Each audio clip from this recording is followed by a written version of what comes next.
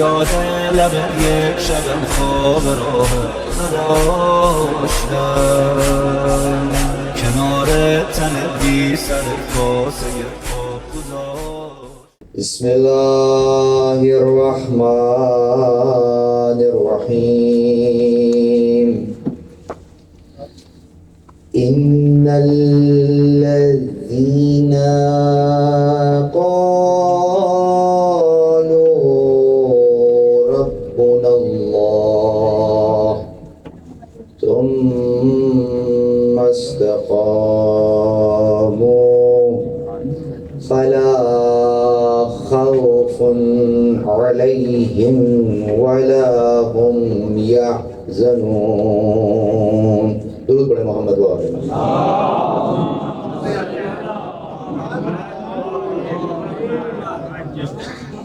الحمد لله الذي جعلنا من المتمسكين بالقرآن الكريم وبولاية أمير المؤمنين وأئمة المعصومين عليهم السلام. درود پڑھیں محمد و آلہ محمد.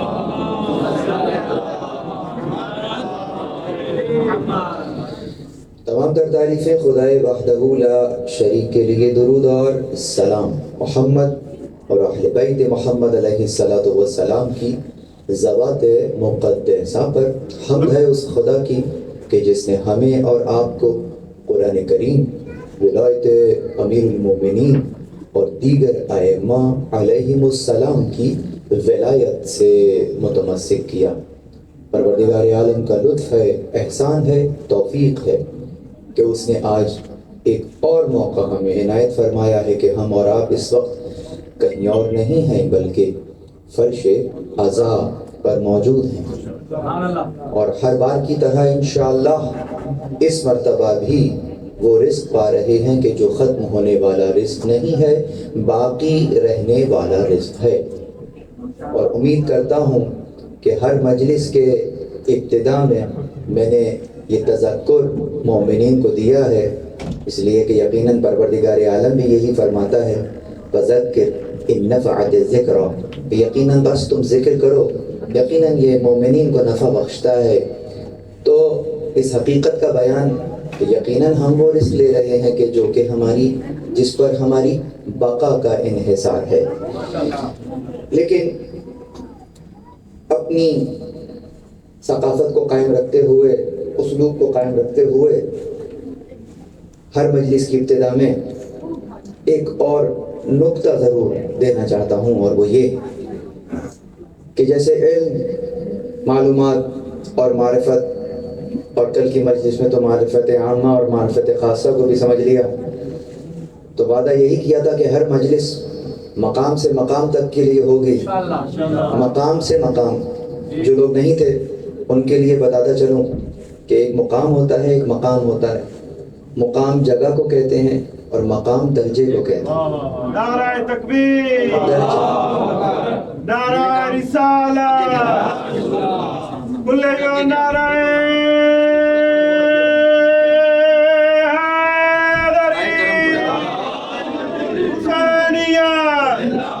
حسینیت، یزیدیت، یزیدیت، اہل بیت دشمنات اللہ، آواز بلند صلوات.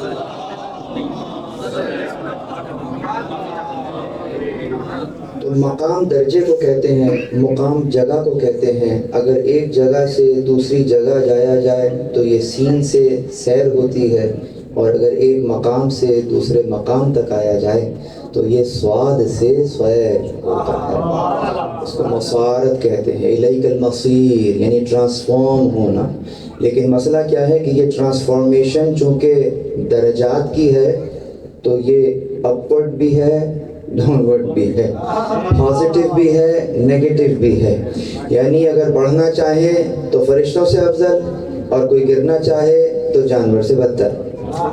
کہ دیکھنے میں انسان ہوگا، کھاتا پیتا ہوگا، چلتا پھرتا ہوگا، لیکن قرآن کہے گا اولئک کالانعام بل ہم اضل، کہ وہ تو جانور ہیں بلکہ اس سے بدتر. اب یہاں دیکھنا یہ ہے کہ یقیناً جیسے جیسے ہم اشیاء کا مشاہدہ کرتے ہیں تو ان ان اشیاء کے مشاہدے کے لیے پروردگار عالم نے ہمیں محسوسات کے لیے حس دی ہے. شام کی برکت سے یہ روایت آ گئی تو بیان کر رہا ہوں. کیا حس دی ہے؟ یقیناً ہم دیکھتے ہیں، دیکھنے کی حس ہے، چکھتے ہیں، چکھنے کی حس ہے، کچھ سننا ہو تو سننے کی حس ہے، اور اسی طریقے سے پانچوں حصے آپ کے پاس موجود ہیں، حواس خمسہ جسے کہتے ہیں. لیکن یہ بات بڑی دلچسپ ہے کہ پروردگار عالم نے جس شے کو درک کرنا ہے، میرا ایک ایک جملہ بہت آرام سے سنیے گا، یہ ایک جملہ آج کا ہی سن لیا تو سمجھے اب تک کی جتنی گفتگو کی ہے پہلی تاریخ سے لے کے آج تک، اس کا نچوڑ اس ایک جملے میں مل رہا ہے، اور آئندہ سالوں کے لیے بھی یہ تبرک قرار پائے گا. یعنی جس چیز کو بھی درک کرنا ہوتا ہے تو اس کو درک کروانے کے لیے پروردگار عالم نے حس کو رکھا. یعنی اگر کسی چیز کو دیکھنا چاہتے ہو تو وہ جو شے جسے محسوس کیا جانا ہے وہ شے ہے، اور اس محسوس سے مطابقت رکھنے والی حس خدا نے دیا ہے. حواس تو 5 دیے ہیں، لیکن اگر کسی چیز کو دیکھنا ہو تو کانوں کے ذریعے سے دیکھا نہیں جا سکتا، زبان کے ذریعے سے دیکھا نہیں جا سکتا. ایسا ہی ہے نا؟ تو یقیناً ہاتھ لگا کر محسوس ضرور کر لیں گے، لیکن دیکھنے کے لیے تو آنکھ کی ضرورت ہے. اس کا مطلب یہ ہوا کہ اگر کچھ دیکھنا مقصود ہے تو اس دیکھنے کے لیے دیکھنے لائق حس کا ہونا ضروری ہے. ٹھیک ہے؟ اسی طریقے سے اگر کچھ چکھنا ہے، آپ کے سامنے گرم گرم چائے پیش کر دی گئی اور آپ سے کہا جائے دیکھ کر بتائیے چینی ہے یا نہیں ہے، تو آپ بھیا دیکھ کر یہ بتا سکتے ہیں. ویسے اس سے بھی دھوکہ کھا سکتے ہیں کہ دھواں اٹھ رہا ہے، آپ کہیں گے ہاں جناب گرم تو بہت ہے. ضروری نہیں ہے کہ وہ گرم ہو. ٹیمپریچر آپ کا باہر کا 2-3 ڈگری ہو تو پھر تو ہمارے لحاظ سے ٹھنڈی چائے میں بھی دھواں ہی نکلے گا. بہرحال تو عزیزو عرض ہی کر رہا کہ دیکھ کر آپ ذائقہ نہیں بتا سکتے، یعنی کہ چینی کے لیے تو چکھنا پڑے گا. تو اس کا مطلب یہ کہ زبان میں چکھنے کی صلاحیت ہونی چاہیے. اگر تو ٹیسٹ بڈ ختم ہو چکے ہیں تو پھر بھی بڑا مسئلہ ہے، یعنی کہ وہ چیز بھی اپنی پوری فلی فنکشنل ہو، کام کر رہی ہو تو اس چیز کو ہم دیکھیں گے. بس نتیجہ یہ نکلا کہ جو شے دیکھی جا رہی حس کا اس شے سے مطابقت رکھنا بہت ضروری ہے. ہم نے یہ دیکھا ہے کہ سورج طلوع ہوتا ہے، روشنی پھیل جاتی ہے، لیکن کسی پیدائشی نابینا سے پوچھو کیا سورج طلوع ہو گیا، وہ کہے گا یہ کیا ہوتا ہے. کہا روشنی نہیں پھیلی. جواب سمجھ میں آئے گا اس کا؟ کیا کہے گا؟ روشنی کیا ہوتی ہے؟ اس لیے کہ سورج طلوع تو انہی کے لیے ہوا ہے روشنی کے اعتبار سے کہ جو روشنی کو دیکھنا جانتے ہیں. ان کے لیے روشنی ہے جو روشنی کو درک کر رہے ہیں. لیکن اگر کوئی اس حص سے محروم ہے تو وہ روشنی کو دیکھ نہیں سکے گا. چاہے آپ اس کو کوئی علم دے دیں کہ بھیا ایک سورج نکلتا ہے تو ہمارا دن شروع ہوتا ہے، غروب وہ سب تھیوری اس کے ذہن میں ہوگی، لیکن اس روشنی کو دیکھ نہیں سکتا، اس لیے کہ حس اس کے پاس نہیں ہے. بس اب اگر یہاں تک میرے ساتھ آ گئے ہیں تو کل کی مجلس سے آج کی بحث کو مربوط کر لیجئے کہ جہاں بیٹھے ہوئے ہیں وہ کوئی عام جگہ نہیں ہے، وہ فقط مجلس نہیں ہے، وہ مجلس سید الشہداء ہے. جب مجلس سید الشہداء ہے تو اپنے دامن میں یقیناً نور کو رکھتی ہے. اس نور کو درک کرنے کے لیے آغا اگر حس موجود ہی نہیں ہے، تمہیں موجود کا پتہ ہی نہیں چلے گا کہ کیا نورانیت وہ رکھتی ہے. یعنی جس کے اندر جتنی نورانیت ہوگی وہ اتنے ہی نور کو درک کر سکتا ہوگا. اسی لیے بیٹھنے والے تو بہت سے تھے لیکن منا مسلمان قرار پائے. درود پڑھیے محمد وآل محمد پر.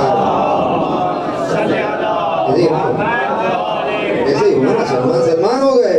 ایسا تو نہیں ہے کہ سلمان کو جناب کان میں آپ نے کچھ باتیں بتائی تھیں اور باقیوں کو نہیں بتائی تھیں, سب کو بتائی تھیں یقیناً. سب کے لیے پروردگار عالم نے انتظام کیا. لیکن کیا کریں, قرآن مجید بیان کرتا کہ یقیناً سب سننے والے برابر تو نہیں ہوتے. اسی لیے آیت ہے وَمِنْهُمْ مَنْ يَسْتَمِعُ إِلَيْكَ حَتَّى خَرَجُوا مِنْ عِنْدِكَ قَالُوا لِلَّذِينَ أُوتُوا الْعِلْمَ مَاذَا قَالَ آنِفًا, کہ یہ لوگ جو تمہاری محفل میں بیٹھے ہوتے ہیں جب ان میں سے اٹھ کر یہ باہر جاتے ہیں تو وہ جسے علم دے دیا گیا ہے اس سے پوچھتے ہیں کہ یہ شخص ابھی کیا کہہ رہا تھا, اور اوت العلم ان کو بتاتا کہ یہ جو کہہ رہے تھے وہ یہ کہہ رہے تھے. تو اب مجھے بتائیے کہ وہ جسے خدا نے علم دیا رسول اللہ کے دور میں رسول اللہ کے قول کی شرح کرنے کے لیے ضروری ہے, تو رسول اللہ جب دنیا سے پردہ فرما جائیں گے تو کیا کسی اوت العلم کی ضرورت نہیں رہے گی؟ درود پڑھیے محمد وآل محمد پر.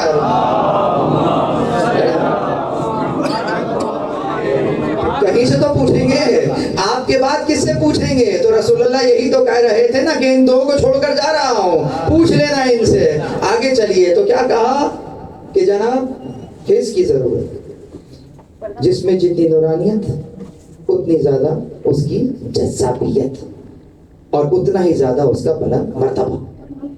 پروردگار عالم نے آج کی جو اس تقریر کے لیے میں نے عنوان قرار دیا ہے وہ آپ کو معلوم ہوگا, میں سے چلا تھا, وہ ہے استقامت. اور اگین استقامت ہم وہی کربلا کے آئینے میں دیکھیں گے. تو کیا کہا استقامت, اور جو آیت آپ کے سامنے پیش کی وہ سورہ احقاف کی آیت ہے. آیت کا نشان 13. سورہ احقاف, ریگستان کو احقاف کہتے ہیں, اور وہ قوم عاد کی جو زمین تھی اس کا نام بھی احقاف تھا, اسی کے نام کے اوپر کیونکہ ان کا تذکرہ ہے. لیکن مطالب بہت ہے اس لیے تیزی سے گزروں گا. اعلان ہوا ان الذین قالوا ربنا اللہ, جن لوگوں نے اعلان کیا, جن لوگوں نے قالو, جن لوگوں نے کہا کہ ان کا رب اللہ, ربنا اللہ, ربنا اللہ, ان کا رب اللہ.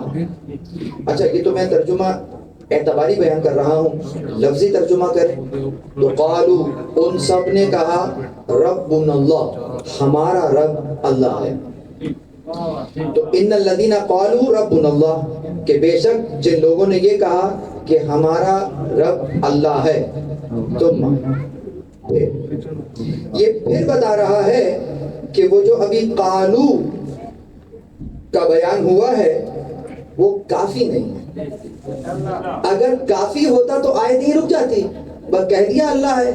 تو اگر کسی نے کہہ دیا لا الہ الا اللہ محمد رسول اللہ علی ولی اللہ, اس نے کلمہ پڑھ لیا, یہ کافی نہیں, کیوں ابھی قالو کی منزل پر. ثم بتا رہا ہے کہ there is something else which you are supposed to do. یہ تھی تمہاری تھیوری کہ قالوا ربنا اللہ. ثم پھر اب بات ہوگی پریکٹیکلی. ثم استقاموا, پھر اس کے اوپر استقامت دکھائی, یعنی مستقیماً اس کے اوپر رہے. ربنا اللہ کہا اور ربنا اللہ پر رہے. پروردگار ربنا اللہ کہنا تو سمجھ میں آ رہا ہے, یہ ربنا اللہ پر رہنا کیا ہے؟ کہا پہلے تو تمہیں ان کی نشانیاں بتا دیتے ہیں کہ وہ کون سے لوگ ہیں جو کہ ربنا اللہ پہ رہتے ہیں. وہ ہوتے ہیں کہ ولا خوف علیہم ولا هم يحزنون. پیرامیٹر یہ ٹیسٹر دے رہے ہیں, ٹیسٹر سے ٹیسٹ کر لینا کہ ربنا اللہ پر ہو یا نہیں ہو. تو اگر ربنا اللہ پہ ہوئے تو یاد رکھنا یہ ممکن نہیں ہے کہ تم ربنا اللہ پہ ہو اور تمہیں خوف بھی ہو. اس لیے کہ جو ربنا اللہ کی منزل پر آ جاتے ہیں تو ان کے اوپر پھر نہ کوئی خوف ہوتا ہے نہ ان کے لیے کوئی حزن ہوتا ہے. خوف الگ ہے, حزن الگ ہے. یہی آیت سورہ احقاف کی جو 13 نمبر کی آیت ہے نا, بالکل کاپی پیسٹ یہی جملے آپ کو سورہ سجدہ میں بھی ملیں گے اور سورہ سجدہ کی 4 نمبر کی آیت میں ملیں گے. اور اس میں بات اس طرح سے ہوتی ہے کہ ان الذین قالوا ربنا اللہ ثم استقاموا, بالکل یہی جملہ ادھر بھی اور ادھر بھی. لیکن یہاں پہ کیا کہا, ولا خوف علیہم ولا هم يحزنون, اور وہاں پہ کیا کہتے ہیں, وہاں پہ اسی جملے کی شرح کر رہا ہے کہ وہ یہ کہتے کیوں ہیں. کہتے ہیں اس لیے کہ اپنے سامنے فرشتوں کو دیکھتے ہیں. تتنزل علیہم الملائکہ اللہ تخافوا ولا تحزنوا, وہ جو فرشتے آتے ہیں وہ سلام بعد میں کرتے ہیں, پہلے یہ جملہ کہتے ہیں. آیت ہے نا, اللہ تخافوا, خبردار خوف نہ کرنا, ولا تحزنوا, حزن نہ کرنا. اب آپ کہیں گے بھیا کیوں نہ کرو. اب ایک آیت کی تفسیر اس میں یہ بھی ہے کہ یہ نزا کے وقت آتے ہیں, یعنی کہ یہ بحث ہے کہ کب آتے ہیں, ہمیشہ آتے ہیں یا کسی خاص وقت میں آتے ہیں یا نزا کے وقت میں آتے ہیں. تو اس میں سب سے آخری تفسیر لے رہا ہوں, زیادہ تر لوگوں نے یہی کہا ہے کہ مفسرین نے کہ وہ نزا کا وقت ہے کہ جب اس عالم سے اس عالم میں جا رہا ہے بندہ تو سامنے فرشتہ آ گیا اور ان لوگوں کے اوپر آیا ہے کہ جنہوں نے رب اللہ کہا تھا اور استقامت کیے رہے تھے. تو ان کو کہتا ہے بھائی ڈرنا کی بات نہیں ہے, خوف نہ کرو اور حزن بھی نہ کرو. خوف الگ ہے, دیکھو وہ بھی الگ الگ کہتا ہے, اللہ تخافوا ولا تحزنوا, خوف نہ کرو حزن نہ کرو. خوف اور حزن دو کیفیتیں ہیں. خوف کا تعلق ہے فیوچر سے اور حزن کا تعلق ہے پاس سے. بچوں کو سمجھا دوں کہ گھر تک جاؤ گے تو سوتے سے بھی کوئی اٹھائے گا تو پوچھ لے گے, بتا دو گے کہ بھائی کون سا تعلق کس سے ہے. فیئر اور future, F for fair and F for future. تو سمجھ جانا فیئر کس کے لیے ہے, فیوچر کے لیے. اور جس کو پاسٹ کے لیے کہتے ہیں وہ کہتے ہیں گریف.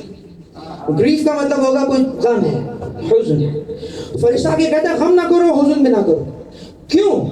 اب آگے بیان کرتا ہے, کہتا ہے نحن اولیاؤکم, وہ بعد میں کہہ رہا ہے, پہلے کہتا ہے وابشروا بالجنۃ التی کنتم توعدون, ہم تو اس جنت کی بشارت لے کر آئے ہیں جس کا تم سے وعدہ کیا ہے. ڈرنے کی کیا بات ہے, پریشانی کی کیا بات ہے, ہم تو جنت کی بشارت لے کر آئے ہیں, کیا ڈرو نہیں. اور سنو دلیل ہے اس کی بھی, کیوں نہیں ڈرو. آپ کہیں گے ٹھیک ہے بشارت تو لے کر آ گئے ہو, لیکن یہ چھوڑ کر جا رہا ہوں جگہ کو, اپنا گھر چھوڑ کے جا رہا ہوں, غم تو ہے.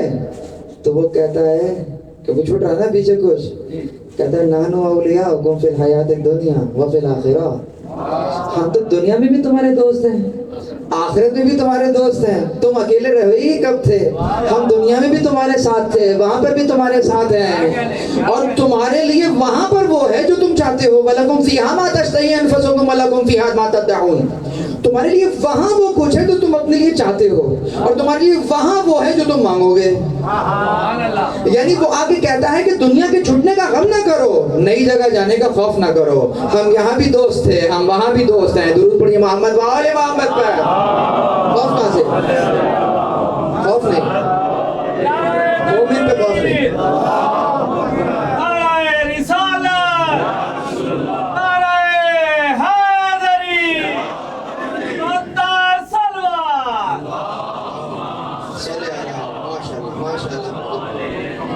زحمت ضرور ہوگی, لیکن اسی طرح سے درود پڑھتے ہوئے اگر آگے تشریف لے آئیے تو میں دیکھ رہا ہوں جگہ ختم ہو گئی ہے, بعد میں آنے والوں کو جگہ مل جائے گی. درود پڑھیے محمد والے محمد پر. آگے آ جائیے,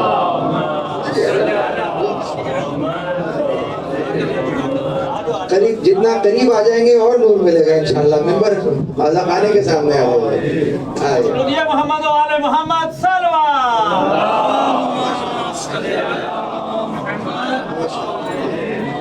ویسے بھی بلا فصل کے ماننے والوں کو فصل لے کے بیٹھنا بھی نہیں چاہیے. درود پڑھیے محمد والے محمد کو. ماشاءاللہ.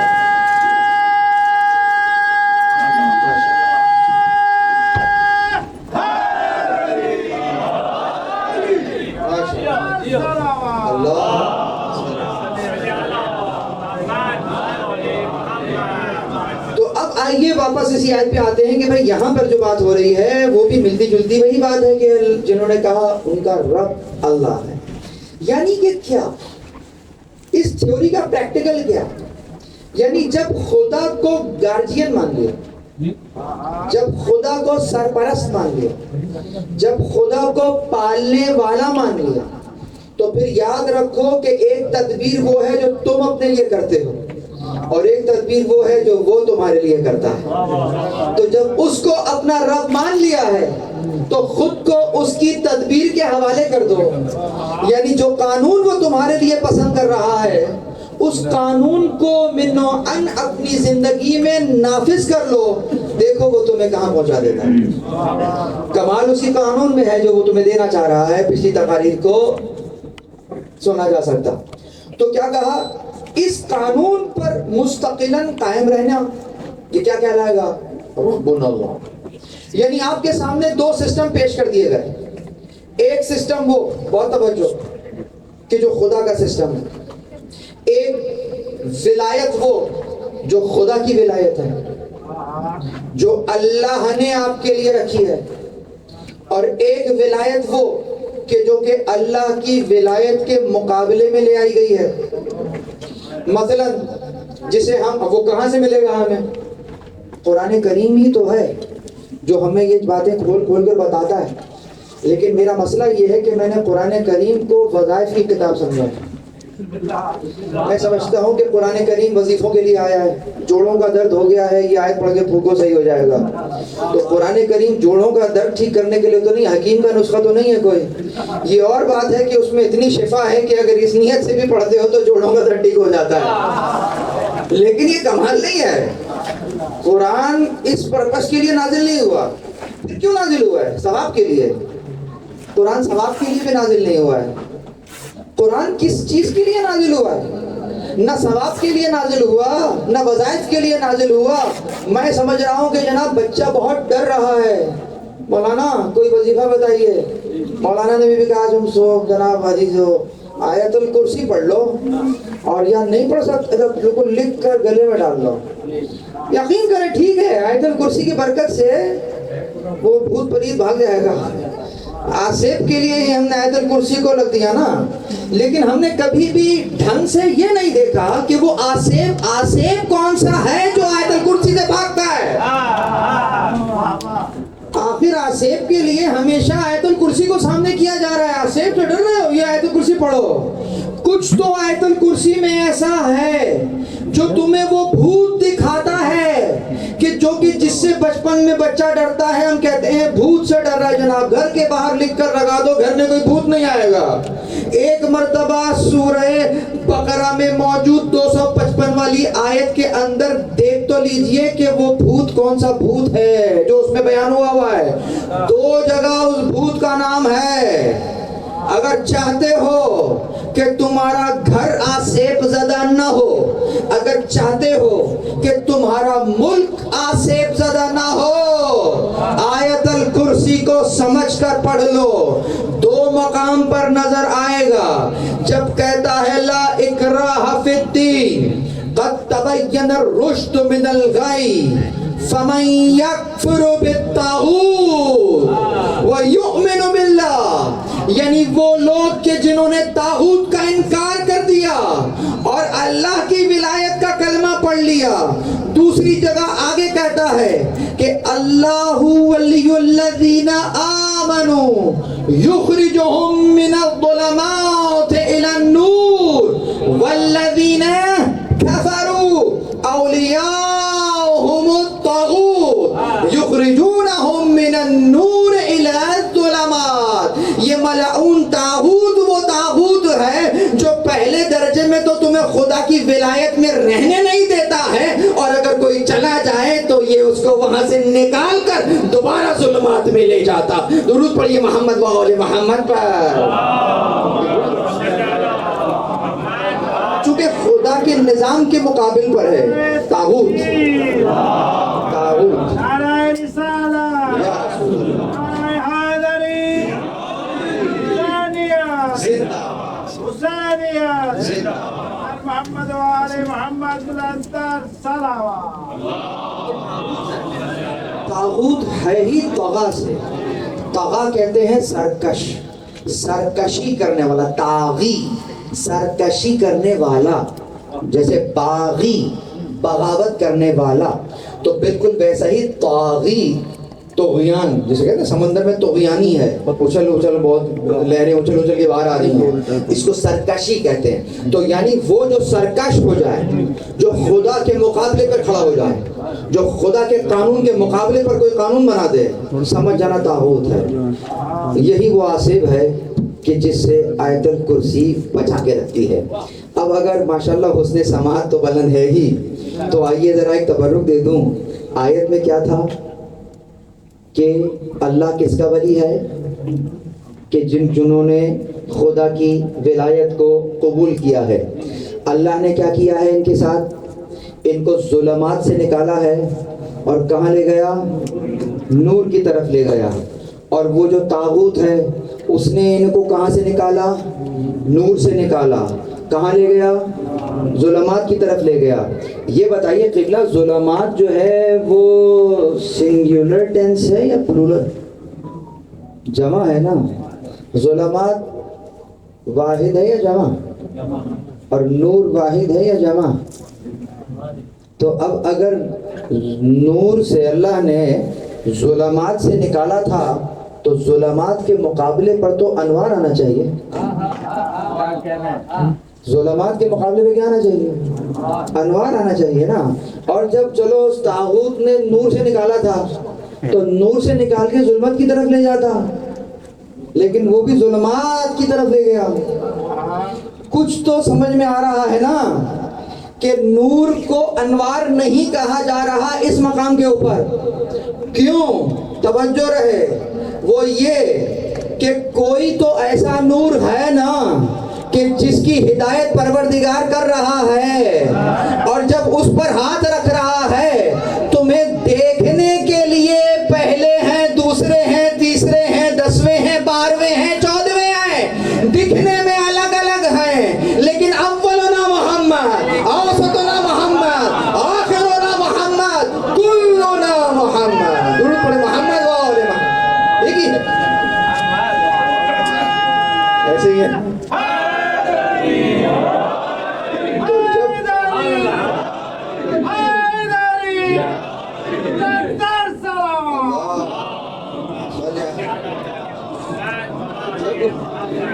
جب وہ ہدایت کرتا ہے تو نور کی طرف لے جاتا ہے. اب وہ نور پہلا ہو، دوسرا ہو، کوئی ہو، ایک ہی نور ہے. اور وہ جو اس نور کو چھوڑتا ہے تو پھر وہ ظلمت میں نہیں جاتا، ایک در کو چھوڑتا ہے، در در کی ٹھوکریں ہوتی ہیں. درود پڑھیں محمد وآل محمد پر. در در کی ٹھوکریں.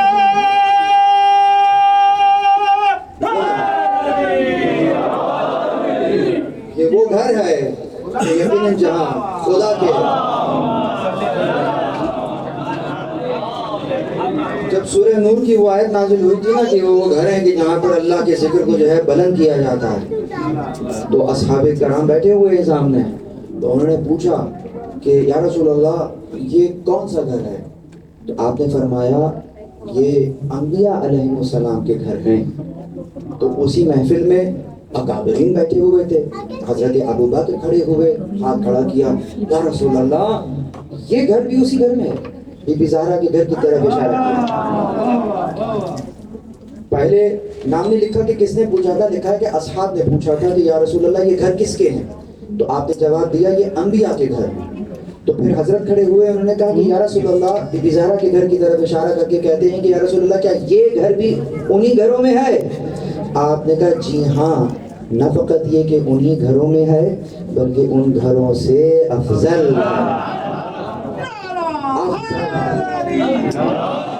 نور کی طرف ہدایت ہے.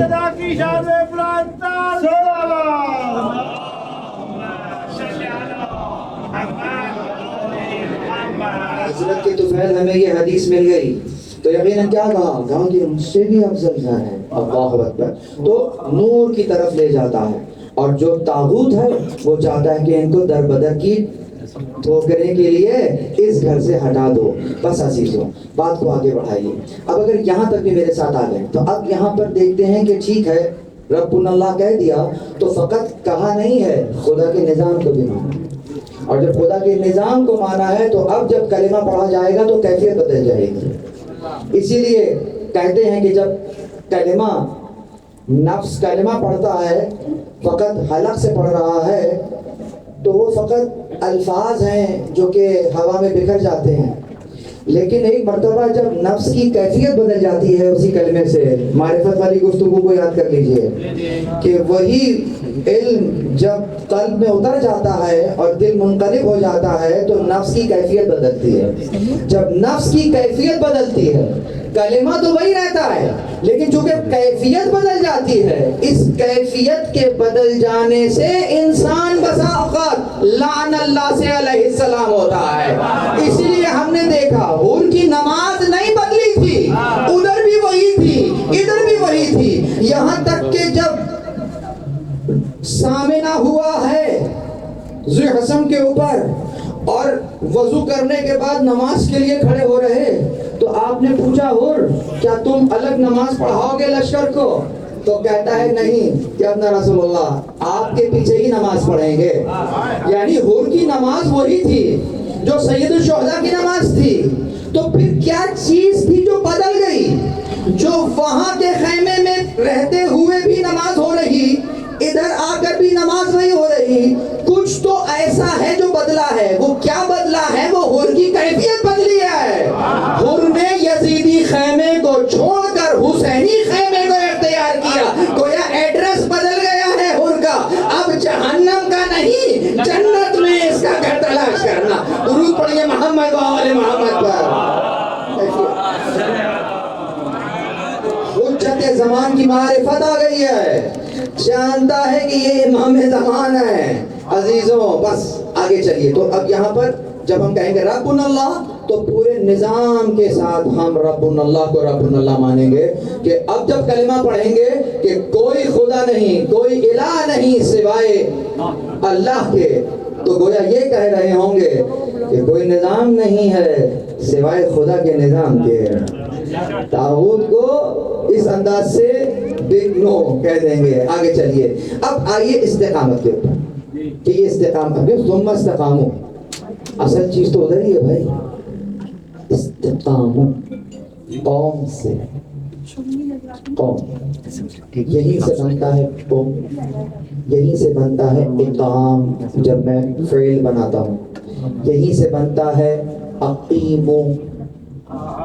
سمجھ میں آ رہا ہے؟ میں تو ریشہ کر رہا ہوں اور پھر معانی الاخبار میں معجم الاخبار کے اندر اور قاموس کے اندر سے تقریباً وہی 20 اور اس کے شپ بھی اگر لے لیں تو 60 سے زیادہ معنی ہے، تو اس میں جناب اقام، اقیم، اقیمو یہ فعل بن جاتا ہے، اقیم الصلاۃ اس کے اندر بھی یہی استقامت کا قوم چھپا ہوا ہے، قوم چھپا ہوا ہے، وہ واو گرا دیا گیا ہے، وہ صرف کے اصل مسائل ہیں۔ تو کیا کہا؟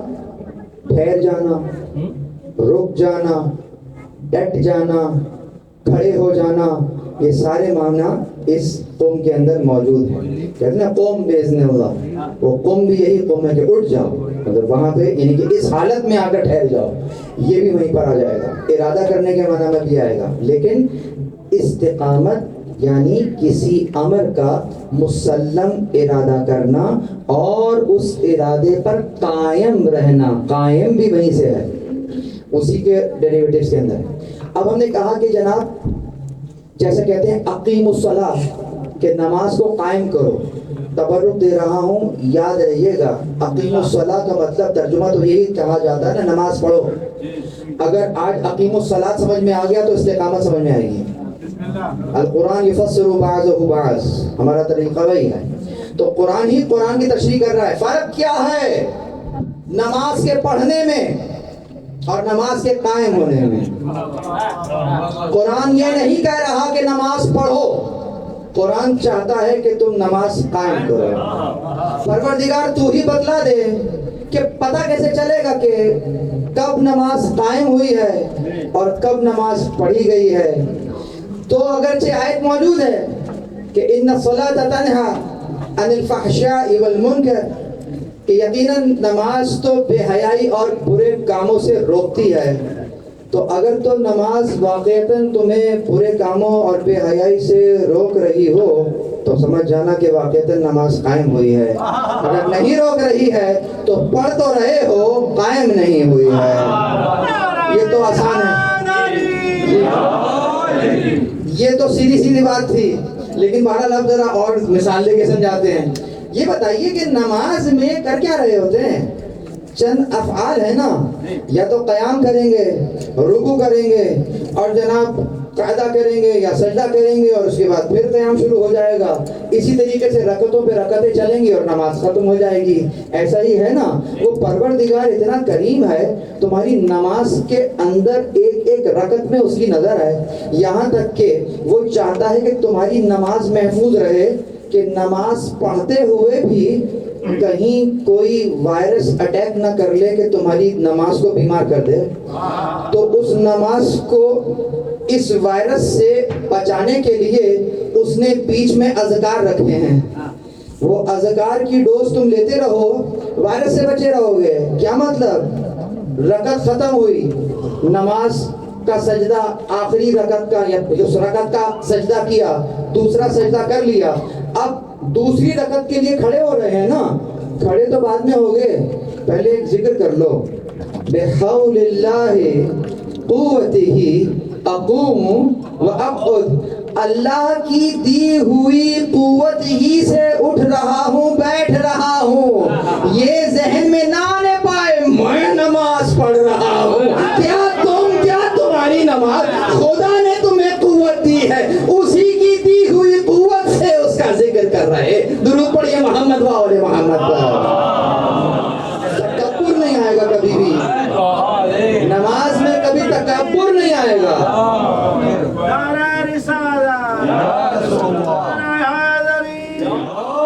یہ بات یوں کہیے کہ نماز میں یا تو بیٹھے ہوئے ہیں یا کھڑے ہوئے ہیں.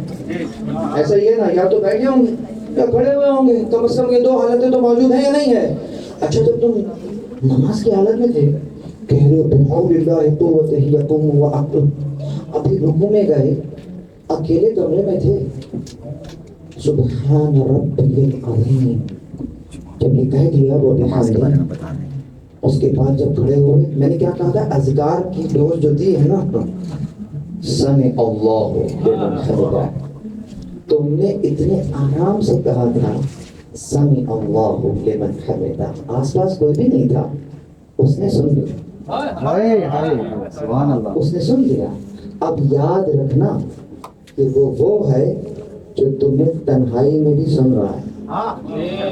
تو جب تم کسی محفل میں جانا اور کسی کے لیے کوئی بات کہنا تو یاد رکھنا نماز میں کہہ کر آئے ہو، اس نے سن لیا ہے. تو ہر لحظے اس کیفیت میں رہنا کہ جو کہہ رہا ہوں وہ بھی وہ سن رہا ہے، جو نہیں کہہ رہا میرے دل میں ہے. اللہ علیم بذات الصدور. کبھی بھی زبان سے کوئی غلط کلمہ ادا نہیں ہوگا. یہ ایک کیفیت آ گئی. دوسری کیفیت، یا کھڑے تھے یا بیٹھے ہوئے تھے، نماز پڑھ کر واپس آ گئے، کاؤنٹر کلوز ہوا ہوا تھا، سیل ہو رہی تھی، فوراً سے جناب ہم نے وہاں پہ نماز بریک کو ختم کیا اور کاؤنٹر شروع ہو گیا. خیال رکھنا وہاں پر کیا کر رہے تھے؟ کہا خدا کے حضور میں تھے. ادھر کہاں ہو؟ اب اگر کیفیت وہی ہے کہ جو نماز میں قائم ہوئی تھی اس کے حضور میں ہوں، اگر یہ کیفیت کاؤنٹر پر بھی ہے کہ اس کے حضور میں ہوں، کوئی لیفٹ اور رائٹ بات نہیں کرنی ہے، قولوا قولا سدیدا. اگر یہاں پر بھی کاؤنٹر پہ یا کھڑے ہو گئے یا بیٹھے ہوئے ہوگے، اگر کیفیت وہی والی ہے خدا کے حضور، اٹھ رہے ہو بیٹھ رہے ہو، سمجھ جانا جو نماز پڑھی تھی وہ پڑھی نہیں تھی، قائم ہو گئی ہے. یہ قائم ہو گئی ہے. تمہاری نماز تمہیں 17 منٹ کا عابد نہیں بناتی ہے، 24/7 کا عابد بناتی ہے. جس وقت تمہاری نماز 17 رکعت سے باہر نکل کر 24/7 ہو جائے سمجھ جانا نماز قائم ہو گئی ہے. اللہ اکبر. تو استقاموں کے اندر یہ چیز چھپی ہوئی تھی. اقیموا الصلاۃ وہاں پر صلاۃ کے لیے کہا جا رہا تھا اور یہاں کہا جا رہا ہے جیسے نماز کو قائم کیا تھا نا, یہ جو ربنا اللہ کہا ہے اس پر بھی قائم رہنا. ثم استقاموا پھر اس کے اوپر قائم رہے. اب یہاں پر دیکھتے ہیں کہ ربنا اللہ کا قیام استقاموں سے کیسے ہوتا ہے. روایت کے ذریعے سے ایک طریقہ لیتے ہیں. دیکھیں جب اسی استقامت کے اندر جو چھپا ہوا ہے, میں نے کیا کہا, قوم سے ہے نا یہ لفظ, اسی سے ملے گا, مل کر بنے گا مستقیم. مستقیم مستقیم وہ بھی تو یہیں سے نکلتا ہے, یہیں سے تو اس کا روٹ ورڈ تو یہی ہے. یہ میں نے استقاموں سے آگے چلے جائیں تو مستقیم تک پہنچ جائیں گے.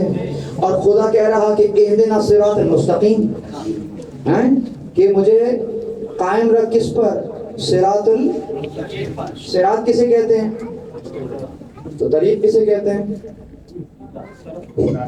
اگر طریق بھی راستہ ہے, طریق کسے کہتے ہیں. اگر سیدھا راستے کو عربی میں طریق المستقیم کہتے ہیں, جائیے جا کے دیکھیے گا. طریق راستے کو کہتے ہیں. صراط کسے کہتے ہیں, آپ کہیں گے صراط بھی راستے کو کہتے ہیں. سبیل کسے کہتے ہیں, سبیل بھی راستے کو. تو سبھی کو راستے کہتے ہیں, تو اہدنا السبیل المستقیم کہتے ہیں نا, اہدنا طریق المستقیم کہتے ہیں نا. طریق المستقیم نہیں ہے, اس کا مطلب جب طریق نہیں ہے تو صراط میں کچھ ایسا ہے جو طریق میں نہیں ہے. کیا چھپا ہوا ہے صراط کے اندر. صراط کا آسان ترین ترجمہ لیں گے تو وہ کہے گا ایک راستہ. سمجھیے, وہ کسی ایک راستے کی بات کرے گا. اور وہ جو ایک راستہ ہے, جہاں بہت سے راستوں میں کوئی ایک راستہ ہو, اس راستے کو ایسے پکڑو کہ پھر تم کبھی اس راستے کو چھوڑو نہیں. تو وہ راستہ یعنی کبھی اس کو نہ چھوڑو, کبھی اس راستے کو نہ چھوڑو, تو یہ استقامت کہلائے گی کہ میں نے مستقیماً اس ایک راستے کو پکڑ لیا. اس کا ترجمہ اکثر بچے سیدھا راستہ کہتے ہیں نا, کہ اسکیل سے سیدھا راستہ کھینچ دیا. سیدھا راستہ تو بالکل یہ ہوگا نا سیدھا راستہ, لیکن وہاں کی سیدھی شے کچھ اور ہے. سمجھیے, اگر آپ سے کہا جائے کہ مجھے یہاں سے کوالالمپور سے کسی اور شہر جانا ہے مثلا, تو کیسے جاؤں, تو آپ کہیں گے یہاں سے لیفٹ جاؤ, یہاں سے رائٹ جاؤ, ہوتے ہوتے پھر وہ شاہراہ وہاں آ جائے گی, بس اس شاہراہ پہ چلے جاؤ. آپ نے راستہ بتایا ہے اس شہر کا یا شاہراہ کا. آپ نے جو ہدایت کی ہے وہ شہر تک کی ہدایت کی ہے یا شاہراہ کی ہے. آپ نے تو یہاں سے لیفٹ رائٹ کر کے شاہراہ پر پہنچا دیا اور کہا بس وہ شاہراہ پکڑ لینا, شہر آ جائے گا. یعنی کہ جب اب وہ سیدھا نہیں ہوگا, سیدھا وہ تو کبھی لیفٹ جائے گی کبھی رائٹ جائے گی, بس تم یہ کرنا اگر وہ لیفٹ جائے تم بھی لیفٹ ہو جانا, اگر وہ رائٹ جائے تم بھی رائٹ ہو جانا. تم نے اس راستے کو نہیں چھوڑنا ہے, جہاں جہاں وہ جا رہا ہو پیچھے پیچھے چلے جانا. اسی کو تو صراط مستقیم کہیں گے. درود پڑھیے محمد و آل محمد پر.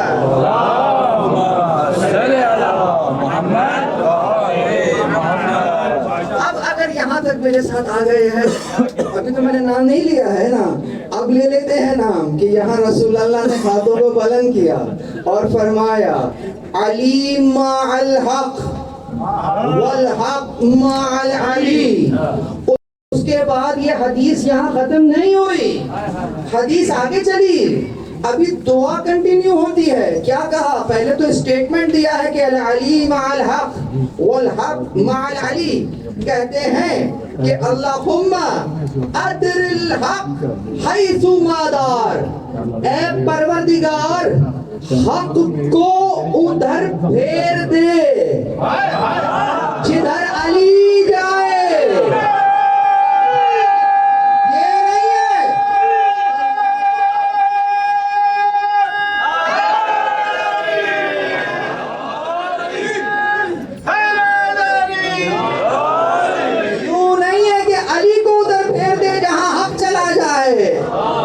حق کو ادھر پھیر دے جہاں علی چلا جائے. حیث ما دار,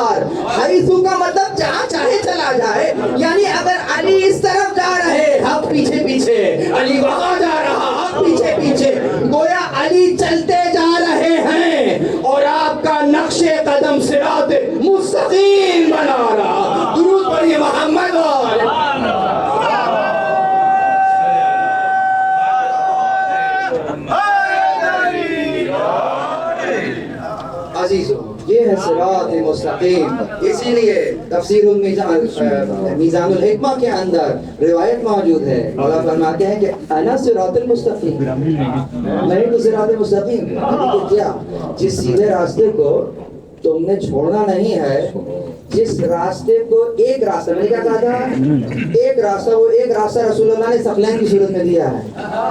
इन्नी तारिकुन फीकुम सक़लैन, मैं तुम्हारे दरमियान सक़लैन छोड़कर जा रहा हूँ। यानी गोया ये सिरात मुस्तकीम है। मा इन तमस्सकतुम बिहिमा लन तदल्लू अबदा, जब तक तुम इनसे तमस्सुक रखोगे नहीं भटकोगे। गोया सिरात को नहीं छोड़ोगे जब तक इनसे तमस्सुक रखोगे। लेकिन यहाँ तुमने तमस्सुक तोड़ा, चाहे कुरान से चाहे अहले बैत से। ऐसा ना हो कि कुरान को लेकर अहले बैत छोड़ दिए और अहले बैत को लेकर कुरान छोड़ दिया, भटक गए। यहाँ भी भटक गए, रास्ता खुला हुआ है, दोनों को लेना है, दोनों को लेना है। और उसके बाद फकत कहना नहीं है कालू रब्बुनल्लाह तुम इस्तकामू, फिर इस्तिकामत पे भी रहना है। किसी ने आपके और हमारे 8वें मौला इमाम अली रज़ा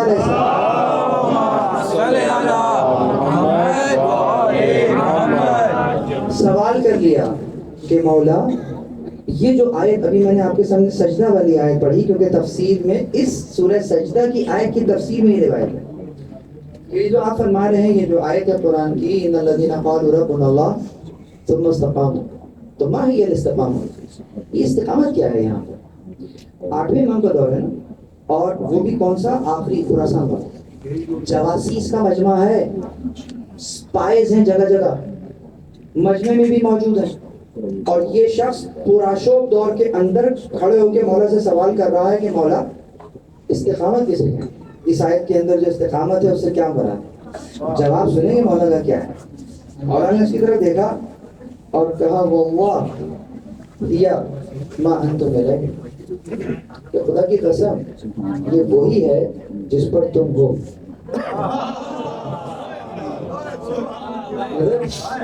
इस एक जुमले में पूरा समंदर पोशीदा है।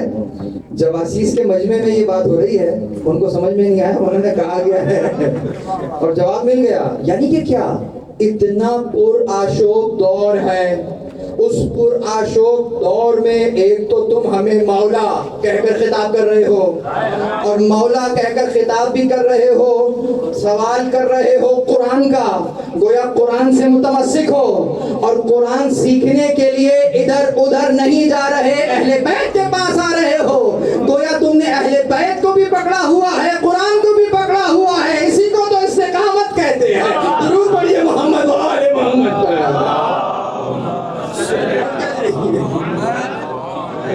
यही तो इस्तिकामत है कि इतने पुरआशोक दौर में भी तुम्हारा राबिता ना इमाम ज़मान से टूटा ना कुरान से टूटा। अजीजों, ये 1445 हिजरी है। आज मैं अपने आप को देखना चाहता हूँ कि परवरदिगार आलम मुझे बतला दे कि क्या वाकई मैं उन लोगों में हूँ जिनके लिए पैकेज का ऐलान सूरह सजदा में हुआ है कि फरिश्ते आ रहे हैं और बशारत दे रहे हैं। तो जवाब यही होगा कि देख लो कुरान और अहले बैत से रिश्ता कितना जुड़ा हुआ है। जिसका जितना रिश्ता जुड़ा हुआ है, बस यूँ समझो उतना ही उसके लिए परवरदिगार ने अजर रखा हुआ है। बस अजीजों, इस इस्तिकामत के मज़ाहिर को अगर देखना हो तो यकीनन करबला मज़हर इस्तिकामत है, मज़हर इस्तिकामत है। अजीजों, दुनिया की माएँ अपने बच्चों की हिफाजत करती हैं, नहीं करती हैं, दुआएं देती हैं कि मेरा बच्चा बच जाए। सलाम हो भैया करबला की मौत है। आप और मैं दुनिया के अक़वाम पैसा खर्च करते हैं किस काम के लिए? खुशी के लिए, आराम के लिए। आप पैसा खर्च कर रहे हैं किसके लिए? गम के लिए, रोने के लिए, खुद को इस अंदाज से मशक्कत में डाल रहे हैं। आराम के लिए पैसा खर्च होता है या मशक्कत के लिए? अजीब है, अजीब। करबला मौजूदा है इस एतबार से। इसीलिए क्या बच्चा, क्या बूढ़ा, क्या जवान, इस्तिकामत का आलम क्या कि अभी करबला में वालिद नहीं हुए, अभी गाजरिया से गुजर रहे कि आंख लगी है मेरे मौला की, اچانک سے آپ نے آنکھوں کو کھولا, کہا انا للہ و انا الیہ راجعون. علی ابن الحسین ساتھی ہیں, کہتے ہیں بابا یہاں کلمہ استرجاع پڑھنے کی کیا علت ہے؟ تو آپ نے فرمایا کہ میں نے ایک حاطف غیبی کی آواز سنی ہے کہ آواز لگا رہا تھا کہ یہ قافلہ آگے آگے جا رہا ہے اور موت اس کے پیچھے پیچھے ہے. یہ جملہ سنا, استقامت سمجھیے گا, مظہر استقامت ہے کربلا. بابا السنا علی الحق, کیا ہم حق پر نہیں ہیں؟ اللہ اکبر. بابا کیوں نہیں؟ بس بابا کوئی فرق نہیں پڑتا کہ ہم موت پر جا پڑیں یا موت ہم پر آ پڑے. اس کو کہتے ہیں استقامت. جب کہہ دیا ربنا اللہ ثم استقاموا, اس منزل پر اگر موت آ جائے تو قبول ہے. یہی اسٹیٹمنٹ ایک بچے نے بھی دیا ہے. عزیزاں عمر ہے 13 سال, غریب حسن. شب عاشور کا قصہ ہے کہ میرا مولا تمام کے تمام اصحاب کو, وہ کل میں نے پرسوں نافع بن ہلال کی میں نے روایت پڑھی تھی نا کہ آپ خیموں کے جائزہ لے رہے تھے تو نافع نے سن لیا تھا, پھر انہوں نے جمع کر لیا اور انہوں نے سب اپنی جو جانثاری کا احساس دلایا, ان کو یقین دلایا. تو اس کے بعد پھر آگے کیا ہوا؟ میرے مولا نے سب کو ان کا مقام دکھایا, مقام نہیں مقام دکھایا, اور سب کو بیان کیا کہ ہاں تمہارا شہادت میں نام ہے, تمہارا بھی محضر شہادت میں نام ہے. سب کو ان کے نام بتا رہے تھے. ایک بچہ جو کہ اصحاب کے پیچھے کھڑا ہوا ہے اچک اچک کے پوچھ رہا, چچا جان میرا نام بھی ہے, چچا جان میرا نام بھی ہے, میرا نام بھی ہے. اللہ اکبر. بھائی کی نشانی کو دیکھا, بھائی کی نشانی کو دیکھا, بس اتنا کہا کہ ہاں قاسم علی اصغر کا نام بھی محضر شہادت میں ہے. علی اصغر کا نام بھی محضر شہادت میں ہے. ہاشمی جوان ہے نا, استقامت سمجھتے ہیں, ہاشمی بچہ ہے نا. عزیزوں ابھی سن بلوغت پہ نہیں پہنچا ہے, لیکن سوال کیا کر ڈالا, کیا کہتا ہے, کہتے ہیں چچا کیا یہ لعین خیموں میں گھس آئیں گے؟ ہاشمی بچے کی غیر گوارا نہیں کر رہے, علی اصغر کا نام بھی ہے, کیا یہ لعین ہمارے خیموں میں گھس آئیں گے؟ اللہ اکبر. میرے مولا نے کہا نہیں, میں اس کو لے کر جاؤں گا. اللہ اکبر. بس عزیزوں یہ ہے یتیم حسن. اگرچہ مولا حسن علیہ السلام کے 4 بیٹے ہیں جو کہ کربلا میں موجود ہیں. یہ اور بات ہے کہ ہم نے ان کے بارے میں سن نہیں رکھا ہے. آج مصائب تو میں شہزادہ قاسم کے پڑھوں گا, لیکن معلوم ہونا چاہیے کہ مولا حسن کے کتنے بیٹوں نے اپنے چچا کا ساتھ دیا ہے. عزیزوں اس میں جو ایک اور بیٹے مولا حسن کے خاص اور امام شہزادہ قاسم کے حقیقی بھائی ہیں, ان کا نام ابو بکر بن حسن ہے. آپ بھی اپنے بھائی کی طرح اسی انداز سے میدان میں تشریف لے گئے ہیں اور وہاں پر آپ نے جہاد کیا ہے, قتال کیا ہے, اور اس کے بعد آپ کی شہادت واقع ہوتی ہے. تیسرے بیٹے عبداللہ بن حسن ہیں. ان کا سن تقریباً مشکل سے 11 سال ہے. دیگر منابع میں آپ کی عمر مبارک نہیں لکھی ہے, لیکن یہ حضرت قاسم سے چھوٹے تھے اور خولہ کے بطن سے تھے, یعنی حضرت قاسم کے ایک ماں سے نہیں ہیں.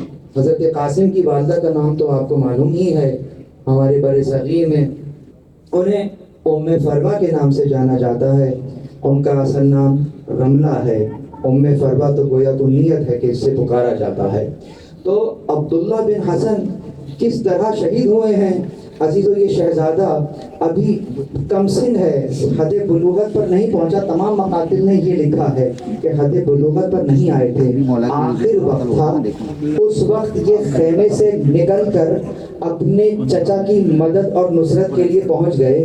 اور وہاں جب یہ ان کے پاس پہنچے تو یہ فوج اشقیہ کو مخاطب کر کے اس انداز سے رجس خوانی کرتے ہیں کہ کیا تم نے ہمارے حق کو نہیں پہچانا ہے؟ کیا تم دیکھ نہیں رہے؟ اور اس انداز سے حرملہ کو مخاطب کر کے انہوں نے رجس خوانی اس آواز سے بلند کی ہے کہ کیا تم نے ہمارے حق کو کھو دیا ہے. اس انداز کے جملے آپ نے بیان کیے. یہاں اس حرملہ ملعون نے تلوار کا ایک وار کیا ہے اور بچے کا ہاتھ جو ہے وہ کلائی سے جدا ہوا اور ڈھال سے لٹکنا شروع ہو گیا. بچہ ہے نا، جب بچے کو چوٹ لگتی ہے تو کیا کرتا ہے؟ ماں کو پکارتا ہے نا. وہاں سے اس نے ماں کو پکارا ہے، آواز بلند کی ہے، اماں. امام حسین نے بچے کو آغوش میں لیا، فرمایا بھتیجے اس مصیبت پر صبر کرو اور خدا سے اجر و ثواب کی امید رکھو تاکہ وہ تمہیں نیکوکار آباء و اجداد سے ملحق کر دے. اسی وقت اس حرملہ ملعون نے دوسرا ظلم کیا اور ایک تیر جوڑا اور اسی بچے کے گلو کا نشانہ لیا. گویا علی اصغر کی طرح اس چاند کو بھی حرملہ ملعون نے شہید کر دیا. اللہ اکبر. مولا حسین کے چوتھے بیٹے، مولا حسن کے چوتھے بیٹے حسن ہیں جو کربلا میں موجود تھے. نہ فقط موجود تھے بلکہ جمع مردی سے لڑے ہیں اور زخم اس قدر آ گئے تھے کہ دشمن سمجھا کہ شہادت ہو گئی ہے، اب یہ اس دنیا میں نہیں رہے. جب سر کاٹنے کی منزل آئی اور ایک شخص جس کا نام اسما بن خارجہ ہے، اس نے ان کو پلٹا ہے سر کاٹنے کے لیے. عزیزوں کیا دیکھا کہ یہ تو حسن ہے جسے حسن مثنی کہتے ہیں. یہ شخص ان کا ماموں تھا رشتے میں. اپنے بھانجے کو اس طرح سے پہچانا تو اس کا سر کو نہیں کاٹا اور نظر بچا کر کوفہ لے گیا جہاں علاج ہوا اور یہ حیات رہے. حسن مثنی کی اولاد ہوئی جو عبداللہ محیز ہیں، ان سے اولاد ہوئی جو کہ نفس زکیہ ہیں، ان سے اولاد ہوئی جو کہ کراچی کے ساحل پر مدفون عبداللہ شاہ غازی ہیں. ان سے حسنی سادات کی نسل چل رہی ہے، یعنی امام حسن کی نسل باقی رہ گئی حسن مثنی کے طفیل. لیکن امام حسن کے اپنا کنٹریبیوشن کربلا میں دیکھیں کہ گویا کل کی کل کمائی کربلا میں لے آئے تھے. عزیزوں بس ان تین شہزادوں کے بعد اب جو شہزادے کا تذکرہ کر رہا یہ کون ہے؟ یہ ان سب میں ممتاز ہے. یعنی قاسم بن الحسن جو ہے وہ ان تمام بھائیوں میں ممتاز ہے. کچھ نسبتیں ایسی ہیں کہ جتنا مطالعہ میرا رہا ہے میں پوری دیانت داری اور ذمہ داری سے پڑھ رہا ہوں، جتنا مطالعہ ہم نے کیا ہے اس میں اس انداز کی جو شہادت ہے وہ ہمیں قاسم کی شہادت ملتی ہے کہ اس اعتبار سے کہ وہ لوگ کہ جو میدان کی طرف باقاعدہ لڑنے کے لیے گئے ہیں، جو اہتمام شہزادے کے لیے کیا ہے وہ کسی اور کے لیے نظر نہیں آ رہا ہے. پہلا تو مسئلہ یہ ہے کہ جو بھی گیا ہے نا وہ زرہ پہن کر گیا ہے، لیکن یہ شہزادہ جب لڑنے گیا ہے نا تو اس نے کوئی زرہ نہیں پہنی ہوئی تھی، ایک باریک سا کرتا ہے جسے زیب تن کیا ہوا. اللہ اکبر. دوسرا مسئلہ یہ دیکھیے گا کہ قاسم وہ ہیں کہ جن کی شہادت کی خبر شب عاشور دی جا چکی ہے کہ تمہارا نام ہے، لیکن جتنا شہادت کے لیے جانے کی اجازت قاسم نے طلب کی ہے، جتنا انکار اس شہزادے کو کیا ہے کسی کو نہیں کیا ہے. قاسم پوچھ رہے ہیں چچا اجازت ہے، لیکن آپ کو اجازت نہیں مل رہی ہے، منع کر رہے ہیں۔ سمجھیے کربلا کی ماں کو، سمجھیے کربلا کی ماں کے دل کے ارمان کو سمجھیے گا، یعنی کہ صبح سے شہادتوں کا سلسلہ شروع ہوا ہے۔ یہ بچہ گاہے بگاہے آیا اور کہتا ہے چچا مجھے اجازت دیجئے، چچا مجھے اجازت دیجئے۔ آپ کو اجازت نہیں ملتی ہے، یہاں تک کہ ایک منزل یہ آئی کہ جب قاسم کو یقین ہو چلا کہ اب اجازت نہیں مل رہی ہے تو خیمے کے باہر گھٹنوں میں سر دے کر رونے لگے۔ بچہ رو رہا ہے، کیوں رو رہے ہیں؟ ماں نے دیکھا، کیا دیکھا؟ قاسم رو رہے ہیں۔ سوال سنیں گے ماں نے سوال کیا کیا ہے؟ ہماری مائیں تو اگر کوئی بچہ روتا ہے تو پوچھتی ہے نا کیوں رو رہے ہو؟ کربلا کی ماں کو سلام کرے، دیکھ کر سوال کیا تم اب تک زندہ ہو؟ علی اکبر شہید ہو گئے۔ اللہ اکبر۔ خاندان بنی ہاشم میں جو پہلا جوان شہید ہوا ہے علی اکبر ہے۔ اللہ اکبر، اکبر شہید، تم ابھی تک زندہ ہو؟ میں کئی مرتبہ اجازت لینے گیا ہوں، مجھے اجازت نہیں ملی ہے۔ ارے ملتی بھی تو کیسے ملتی؟ جو کم سن بچہ ہوتا ہے یقیناً اپنی مرضی کا مالک نہیں ہوتا، یا تو باپ کا ہونا ضروری ہے یا دادا کا ہونا ضروری ہے۔ نہ باپ ہے نہ دادا ہے، یتیم حسن ہے۔ حسین اجازت دے بھی تو کیسے دے؟ بس قاسم کو یاد آیا کہ ایک تعویذ تھا جو بابا نے مجھے دیا تھا کہ ایک بہت سخت منزل آئے گی، اس وقت یہ تعویذ کھول لینا۔ عزیز و قاسم نے کہا اس سے زیادہ سخت وقت اور کون سا ہوگا؟ یہاں تعویذ کو کھولا، باپ کی تحریر سامنے آ گئی۔ کیا کہا؟ یا بنیا، اے میرے لخت جگر کا سے، اذا وجدتک امک عطشانا جوالا وحیدا، اے میرے لخت جگر قاسم، جب تم اپنے چچا کو بھوکا پاؤ، پیاسا پاؤ، اکیلا پاؤ، میں نہ رہوں گا۔ اگر ہوتا اپنے بھائی کی نصرت کرتا میری نیابت میں۔ اللہ اکبر۔ قاسم نے جیسے ہی یہ تحریر پڑھی ہے، یہ تحریر لے جا کر زبان سے کچھ نہیں کہا، مولا کو یہ خط پکڑا دیا۔ مولا حسین نے جیسے ہی غربت کے عالم میں، عزیزو جب غربت کا عالم ہوتا ہے نا، سب سے زیادہ یاد کون آتا ہے؟ بھائی یاد آتا ہے نا، بڑا بھائی یاد آتا ہے۔ باپ کے بعد بڑا بھائی ہی باپ ہوتا ہے، اور امام حسن تو امام حسین کے بھی امام ہیں۔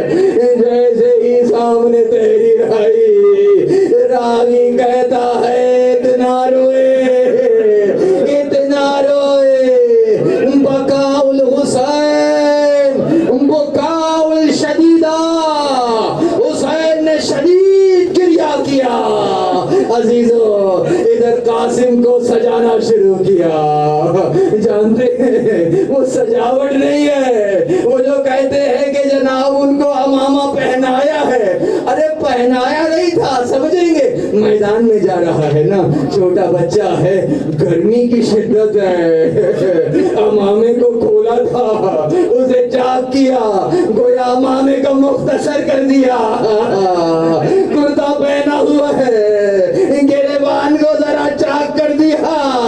غریب حسن ہے، یتیم حسن ہے۔ اللہ اکبر۔ خود گھوڑے پر سوار نہیں ہو سکتے تھے، عزیزو سوار کرایا گیا۔ اور عزیزو اب مقاتل نے لکھا، میں نے 3 سے 4 مقتل میں ایک جملہ مشترک پایا۔ کیا کہا؟ حمید ابن مسلم تھا اور کہتا ہے اب میں نے دیکھا کہ ایک 14ویں کا چاند ہے جو نمودار ہوا۔ ابھی تو یہ بتلاؤ اگر کوئی دشمن کی نظر میں 14ویں کا چاند ہو تو ماں کی نظر میں کیا ہوگا؟ کہتا ہے میں نے ایک 14ویں کے چاند کو دیکھا جو اس طریقے سے میدان میں آ رہا تھا، اور مجھے یاد ہے، یہ جملہ بھی ملتا ہے، کہتا ہے مجھے یاد ہے کہ اس کے بائیں پاؤں کا جوتے کا تسمہ کھلا ہوا تھا۔ کیا سمجھے؟ یعنی قاسم ایسی وجاہت رکھتے تھے کہ دشمن نے اس طریقے سے دیکھا کہ پیر کا کھلا ہوا تسمہ تک نظر آ رہا ہے، کوئی نظر ہٹ نہیں رہی قاسم سے۔ اللہ اکبر، حسن کا بیٹا ہے، ہاشمی جوان ہے، اپنے سن و سال کے لحاظ سے بہت پڑھ کر جہاد کیا، ایک روایت میں 35 لوگوں کو فنار کیا، ارزق شامی اور اس کے بیٹوں کو فنار کیا۔ بس عزیزوں، لیکن بھوکا بھی ہے، پیاسا بھی ہے۔ یہاں ایک شخص ہے ابن عزدی، کہتا ہے میں ضرور اس بچے کو زخم پہنچاؤں گا۔ حمید ابن مسلم کہتا ہے کہ یہ جن لوگوں میں گھرا ہوا ہے یہی اس کے لیے کافی ہے، لیکن یہ امر عزدی ہے جو پڑھ کر اس بچے کے سر پر تلوار سے وار کرتا۔ یہاں تلوار سے وار کیا اور قاسم اپنے چہرے کے بل زمین اللہ اکبر۔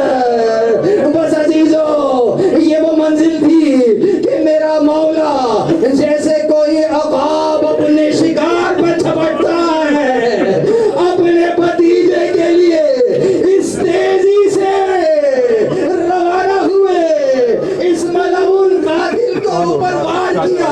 اس نے ہاتھ سے روکنا چاہا، کوہنی سے ہاتھ کٹ کر الگ ہو گیا، یہاں اس کا ہاتھ الگ ہوا اور یہاں اس نے چلانا شروع کر دیا، اے میرے لشکر والو، جلدی میری مدد کو پہنچو۔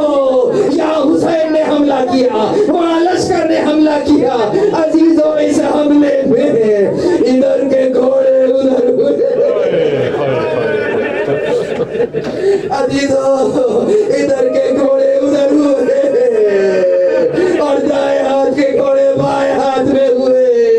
عزیزوں، اب جب دھول چڑھی، راوی نے کیا منظر دیکھا؟ حسین اپنے بھتیجے کی لاش، اے قاسم، تمہارے چچا پر بہت سخت ہے کہ تم انہیں بلاؤ اور وہ نہ پہنچ سکے، نہ تمہارے لیے کچھ کر سکے، اور اگر کچھ کرنا بھی چاہے تو تمہیں اس کا فائدہ نہ ہو۔ عزیزوں، یہ مرثیہ کہتے رہے، ادھر قاسم کی روح پرواز کر گئی۔ اب ایک جملہ سنیے اور مجھے اجازت دیجیے۔ ابھی میں نے بیان کیا یہ بچہ اتنا چھوٹا تھا کہ اس کو اٹھا کر زین پر بٹھایا گیا تھا، اس کے پاؤں زین تک نہیں پہنچ رہے تھے۔ یاد رکھیے گا، اب جب اس انداز سے میرے مولا نے قاسم کی لاش کو اٹھایا ہے، مقتل کہتا ہے ایسے اٹھایا کہ قاسم کے سینے کو اپنے سینے سے لگا لیا۔ حسن کا لختے جگر ہے، جگر کا ٹکڑا ہے، کچھ جگر کے ٹکڑے تو مدینہ میں دست میں باہر آئے تھے، یہ ایک ٹکڑا یہاں ہے، اپنے کلیجے سے لگا لیا۔ اسی انداز سے لاشے کو لے کر چلے۔ راوی لکھ رہا کہ اس بچے کا سینہ تو حسین کے سینے سے متمسک تھا، لیکن پاؤں زمین پر